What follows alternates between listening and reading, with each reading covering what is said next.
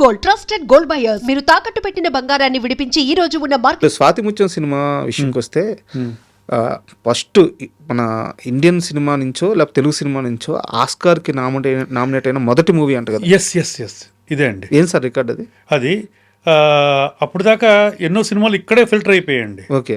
ఇండియాలో మొత్తం తెలుగు నుంచి తమిళ నుంచి ఇంత కలిసి బాంబేలో ఫైనలైజ్ అవుతుంది టోటల్గా. ఒక సినిమా వెళ్తుంది అక్కడికి ఇండియన్ ఎంట్రీ. సో అలాగా ఎన్నో సినిమాలు దీంట్లో తెలుగు నుంచి స్వాతి ముత్యం, తమిళ నుంచి అన్నీ వెళ్ళినాడు. లాస్ట్లో ఇక్కడ నుంచి సెలెక్ట్ అయింది స్వాతి ముత్యం. ఓకే. ఇక్కడ నుంచి అక్కడికి వెళ్ళిందంట. అక్కడ కూడా అప్రిసియేషన్ వచ్చింది బాగా. అప్రిసియేషన్ సర్టిఫికేట్ కూడా ఉంది మాకు టోటల్. ఇది ఆస్కార్ అవార్డు. అక్కడ మెయిన్ స్ట్రీమ్లో అవార్డుకి ఏంటంటే అప్పట్లో రూల్స్ ఏంటంటే అక్కడ రిలీజ్ అయ్యి ఉండాలండి. ఓకే. అక్కడ రిలీజ్ అయ్యి ఉండాలి. ఎన్నో కంట్రీస్లో ఎన్నో స్క్రీన్స్లో రిలీజ్ అయ్యి ఉండాలి. అది దాని తర్వాత అందుకని బాహుబలి ఇవన్నీ మొత్తం అన్ని చోట్ల రిలీజ్ అయిపోయింది కదా. అది ఇంటర్నేషనల్ దీంట్లో ఇప్పుడు ఉన్న ట్రెండ్ అది. అంటే ట్రెండ్ కాదు, ఇప్పుడున్న మార్కెట్ నామ్స్ ప్రకారం తీసుకున్నా కానీ ఇంకా అవన్నీ సాటిస్ఫై చేస్తేనే అవార్డు. సో ఒక్క కేటగిరీకే మనది వెళ్ళింది అనమాట, బెస్ట్ ఫారిన్ ఫిలిం అని అవార్డ్స్ కేటగిరీలోనే. ఓకే. ఇది లేకపోతే మంచి అవార్డ్స్ వచ్చేయండి అప్పట్లో కూడా. అప్పట్లోనే పెద్ద చరిత్ర అన్నిటి కూడా వచ్చును. అక్కడ రిలీజ్ అవ్వాలంటే కొన్ని కంట్రీస్ అయ్యో నామ్స్ చాలా ఉన్నాయండి అయ్యి. అది. అండ్ ఇంకో డౌట్ సార్, నాకు యాక్చువల్గా ఇది మొత్తం ఇంటర్వ్యూ ప్రిపేర్ అవుతున్నప్పుడు నాకు డౌట్ వచ్చింది. ఏడిద నాగేశ్వరరావు గారు అంటే కేసునాథ్ గారికి ఇంకా మీరు అన్నట్టు అది అన్నదమ్ముల బంధము, నానా బంధము, అది విడదీయలేని బంధం. అది మీరు హీరోగా అవుతున్నప్పుడు స్వరకల్పన మూవీ మీరు హీరోగా అవుతున్నప్పుడు విశ్వనాథ్ గారిని అడిగి ఆయన ద్వారా మీరు లాంచ్ అయ్యి ఉండొచ్చు కదా, ఎందుకు వంశీ గారి ద్వారా లాంచ్ అవ్వాల్సి వచ్చింది? ఇది కూడా అన్ఎక్స్పెక్టెడ్గా అయ్యిందండి. ఇది వేరే హీరోతోటి అనుకుని మలయాళం రీమేక్ అండి అది ఫస్ట్ ఒకటి తీసుకున్నది. ఇంకొక 2 వీక్స్లో షూటింగ్కి వెళ్ళాలి. ఇది ఆ టైంలో అంటే దాంట్లో ఇంకో క్యారెక్టర్ కూడా ఉంది, ఇంపార్టెంట్ క్యారెక్టర్.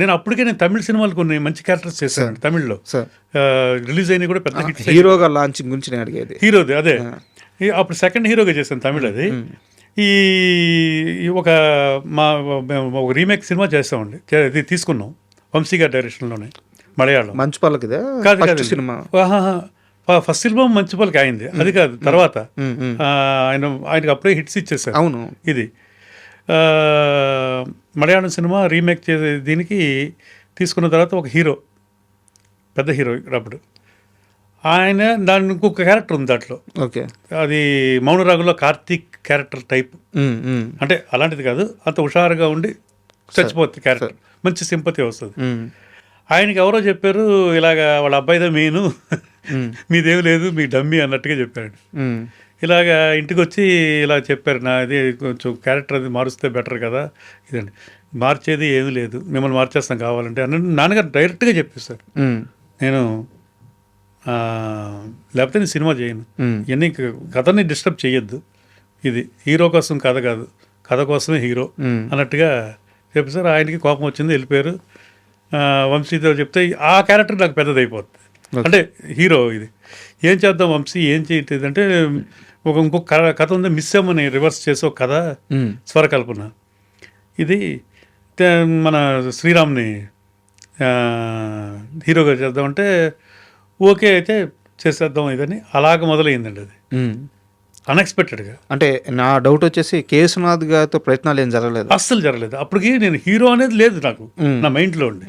అప్పటికే తమిళ్ ఇవన్నీ క్యారెక్టర్స్ చేస్తున్నాను, తెలుగులో కూడా చేస్తున్నాను. అప్పుడు ఇది వంశీ ఆలాపన, మళ్ళీ తమిళ్లో చిన్న పువ్వు మెల్లపేసాను, అది అన్ని పెద్ద పెద్ద హిట్స్ అన్నీ అండి అక్కడ. అని క్యారెక్టర్ ఆర్టిస్టులుగానే చేస్తున్నాడు, హీరో అన్న దీంట్లోనే నేను లేను అసలు టోటల్గా. ఇప్పుడు ఇది అన్ఎక్స్పెక్టెడ్గా అవ్వాల్సి వచ్చింది, బట్ రిజల్ట్ బ్యాడ్ వచ్చింది. ఫలితం మన చేతుల్లో ఉండదు. బట్ ఇక్కడ నా డౌట్ ఏంటంటే సార్, ఇంత లెగసీ ఉంది, ఇంత చరిత్ర ఉంది, ఎందుకు మీరు యాక్టివ్గా సినిమాలు తీయట్లేదు అసలు? అంటే ప్రొడక్షన్ నుంచి పూర్తిగా పక్కకి వెళ్ళిపోయారు, ఆ టైంలోనే వెళ్ళిపోయారు. సినిమా ఇండస్ట్రీలో వస్తున్న ఈ మార్పుని ముందే పసిగట్టారా? నిర్మాత నుంచి సినిమా దూరం వెళ్ళిపోయి అది ఒకటి మాత్రం మా నాన్నగారు ఉండగానే ఆయన మానేశారు అప్పుడే. ఇది ఇంకా మన చేతుల్లో లేదు, మనం డామినేషన్స్ వేరే వాళ్ళు చేతిలోకి వెళ్ళిపోయింది. డైరెక్టరు, హీరోలు, వీళ్ళు వాళ్ళు చేతుల్లోకి వెళ్ళిపోయింది. ఇంకా మనం ఉండేందుకు క్యాషియర్ లాగా చేయడం అది నాకు ఇష్టం లేదు అనేవారు. అలాగే మాకు కూడా అలవాటు అయిపోయిందండి ఇది టోటల్గా. అండ్ ఇంకోటి మెయిన్ బ్యానర్ పేరు చెడగొట్టకూడదు.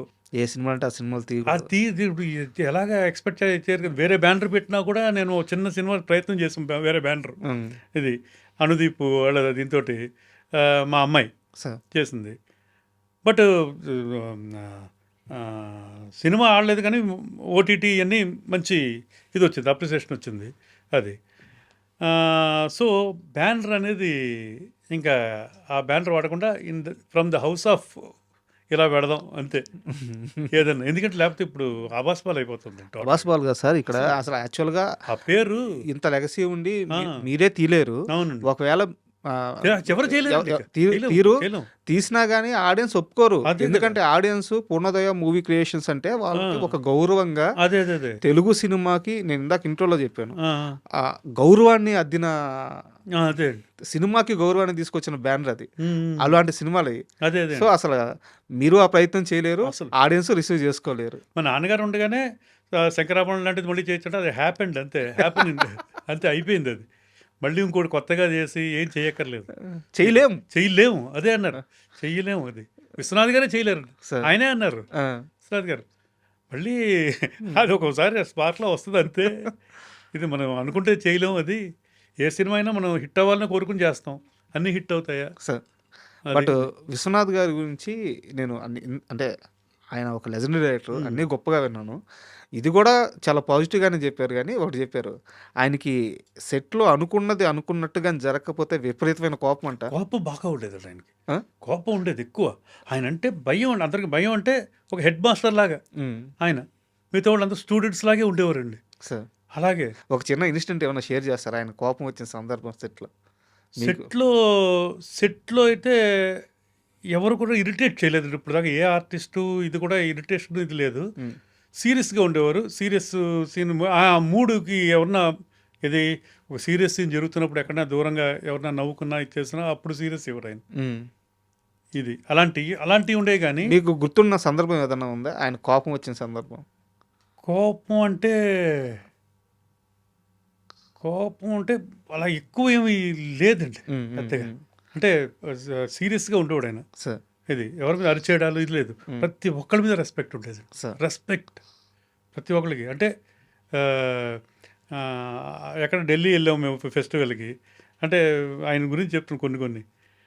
ఆయన నాన్ వెజ్ తినరు, అంటే మేము నాన్ వెజ్ ఇవన్నీ. ఇది ఆయన ఉన్నారు కదా అని ఇదిగా, అంటే అక్కడ వెజ్ ఏదో చెప్తే ఇక్కడ ఫిష్ బాగుంటుందంట, అది బాగుంటుందంట, తినండి మీరు. లేదు నాన్నగారు, లేదు డైరెక్టర్ గారు, ఎందుకు మీ ఎదురుగా మీరు తింటారు కదా, మాకు పర్లేదు, ఏదో ఏం లేదంటే, లేదు తెప్పించుకోండి మీరు తింటారు కదా అని. ఇలాగా అంత బోల్డ్గా ఉండేవారండి ఆయన అసలు. అలాగే ఆర్టిస్టులకి ఆయన చెప్పే దీంట్లో ఒక 10% మనం చేసిన మంచి పేరు వచ్చేస్తుంది. స్వాతిముత్తిలో నేను చేసింది అంతే అండి, నాకు అప్పుడు ఏమీ తెలియదు, చాలా తక్కువ నటన ఇదంతా. ఇది ఆయన చెప్పిన దాంట్లో చేసింది దాంట్లో ఒక 15 to 20% చేసుంటామండి అంతే అండి, అంతే. అందుకనే వీళ్ళందరూ కమలాసన్ వీళ్ళందరూ ఆయన దాన్ని ఎలివేట్ చేసుకుంటూ వెళ్ళిపోతారు. ఆయన ఒక హింట్ ఇస్తే దాన్ని అలాగా చిరంజీవి గారు వీళ్ళందరూ. అండ్ సెట్లో ఎంత పెద్ద నిర్మాత ఉన్నా సరే, అంటే నాకు తెలిసి నేను వినింది ఏంటంటే బాలసుబ్రహ్మణ్యం గారు, ఏడిది నాగేశ్వరరావు గారు, ఆయన వద్దకు వెళ్ళి ఏమన్నా చెప్పాలంటే ధైర్యం ఉండే మనుషుల్లో వీళ్ళిద్దరు. ఎవరినంటే వాళ్ళని దగ్గరికి రానియరు. ఈవెన్ ప్రొడక్షన్ చేసే ప్రొడ్యూసర్ అయినా సరే ఆయనకి నచ్చకపోతే సెట్ లోపలికి రానిచ్చేవాళ్ళు కాదంట అని చెప్పి చాలా మంది చెప్పారు. అది నిజమే అండి.